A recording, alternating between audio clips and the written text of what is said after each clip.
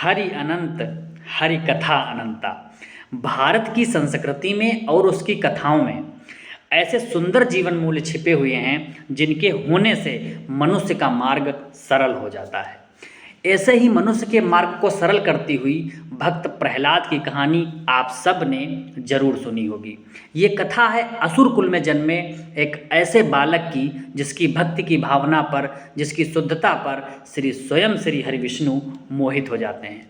आप सबको पता है कि हिरण्यकश्यप अपने पुत्र को इसलिए मारना चाहता था क्योंकि वह अपने पिता यानी हिरण्यकश्यप को भगवान न मानकर श्री हरि विष्णु की पूजा करता था। प्रहलाद को मारने के कई विकल्प विफल होने पर हिरण्यकश्यप की बहन थी होलिका।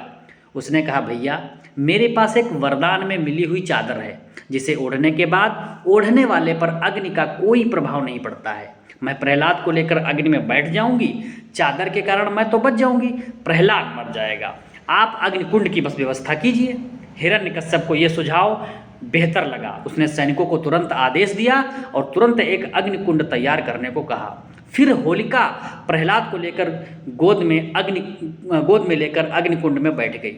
लेकिन संयोग देखिए, भगवान का चमत्कार देखिए, होलिका के शरीर से वह चादर फिसल कर भक्त प्रहलाद के ऊपर आ गिरी, जिससे भक्त प्रहलाद तो बच गए और होलिका जलकर भस्म हो गई।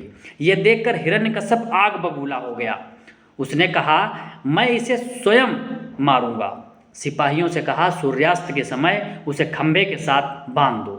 और स्वयं हिरण्यकश्यप वहां पहुंचकर बोला, अब बुला अपने भगवान विष्णु को, देखता हूं तेरा विष्णु कहाँ है। भक्त प्रहलाद ने कहा, पिताजी वो तो हर जगह हैं, आप कहिए ओम नमो भगवते वासुदेवाय नमः और वो कहीं न कहीं से प्रकट हो जाएंगे।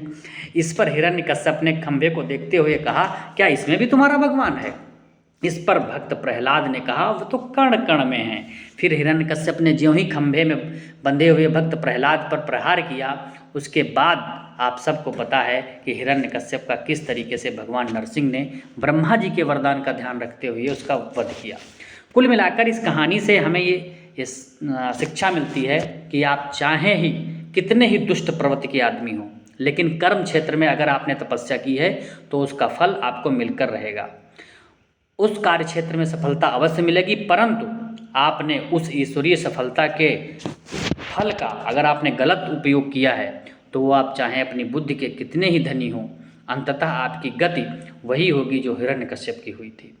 इसलिए भक्ति व सत्य के जीत के प्रतीक होलिका दहन और आपसी भाईचारे के रंगीन मिलन की आप सभी को मंगल कामनाएं। उम्मीद करते हैं ये कहानी आपको पसंद आई होगी। धन्यवाद।